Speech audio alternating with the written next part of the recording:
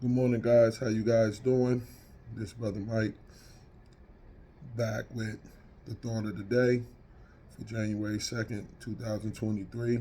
First of all, I'd like to give our honor to Elohim of Israel, Most High, for waking me up today and waking us up today. Today, I want to talk about a very important topic: blackouts.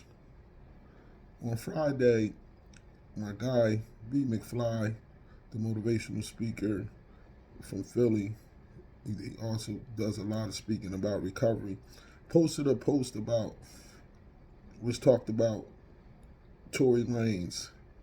And it had a jail call confession or a jail call statement from Tory Lanez when he was talking about he was so drunk that he didn't even know what really happened that night with Megan Thee Stallions and the other young lady. A lot of people in the comment section accused him of lying and making excuses. But I'm here to tell you that I believe that the young fella didn't know what happened. Because most likely, when I heard about the amount of alcohol that was on the scene, most likely he was in a blackout. Now, blackouts are very common when it comes to alcoholism. What happens in a blackout is there's two aspects of it. It's the physical aspect and it's the spiritual aspect. Physically, when people drink a certain amount of alcohol, the part of their brain that create memories gets shut off. So they're able to walk around, they're able to do things, they're able to act like they're coherent, but once they come out of that phase, they're not going to remember anything that happened. The spiritual aspect comes in because, as we know, alcohol is also called spirits. So once we congest and go over our limit when we're drinking alcohol, an evil spirit comes into our body. And most of the time, when the spirit is in us, it has us do things of a demonic nature, become over sexual, become violent. Like when we were young, guys used to say, man, every time I drink that dark, I get the Rams. No, a different spirit has taken over your body. And it causes you to do things that you wouldn't do when you were sober. Once your regular spirit returns, then people tell you what happened and what you did. The first thing out of your mouth is, nah, I never did that. That wasn't true. So a lot of times we get in trouble because our friends and family call us liars and things of that nature because you don't believe the person. You say the person is lying or they blaming it on alcohol or this or that. But in most cases, the person don't remember what happened. Me, myself, I never experienced blackout before, but the stories I heard are some horrific ones. I heard about guys waking up and handcuffed to the hospital bed. I heard about guys waking up in jail and having to find out they just killed somebody. I have one personal story where I was called to help a young man out. I went to see the young man, talk to him. The first thing I asked him, like I do anybody that's in alcoholism, is do you black out? Because I understand how dangerous it is. Once he told me he did, the next thing I did was told him to come to a meeting with me today. This is very serious.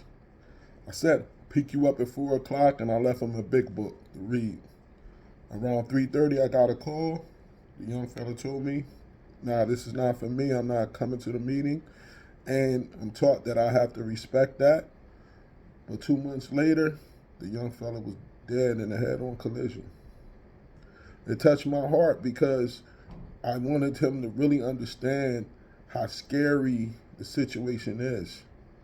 I heard about stories of people waking up in other states or people waking up in a bed with people that they don't know. They don't remember how they met them or how they even got to that point. And one thing I don't want people to do, if you feel like you have an alcohol problem, please don't compare yourself to people just because you don't black out. I remember I did that. I was in a meeting once when I first came into my fellowship. I was going to meetings and I kept hearing about people talking about blackout, blackout, blackout, blackout.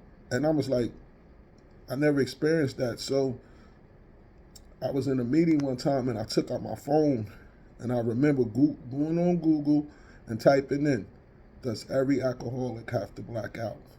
That was my disease telling me to go out and drink again. I was trying to find any excuse to be able to do it again. And what happened was I went to a meeting the next week and I heard this guy say he never blacked out before. So he immediately got my attention. Now I'm listening to somebody because I found somebody I can identify with. He said that he was thinking about going out to drink again. And he went to a meeting and he heard the speaker say that he went out because he never experienced blackout. And the first time he picked up a drink, he blacked out and he almost killed somebody. The guy said he went up to that guy and said, I needed to hear that. And in turn, I went up to him and said, I needed to hear that. I have no doubt that blackouts would have been in my near future. So please do not compare yourself to people just because you haven't experienced that yet, because most of the things you haven't experienced in alcoholism is right around the corner. But if you are experiencing blackouts when you drink, please, it's imperative to get help.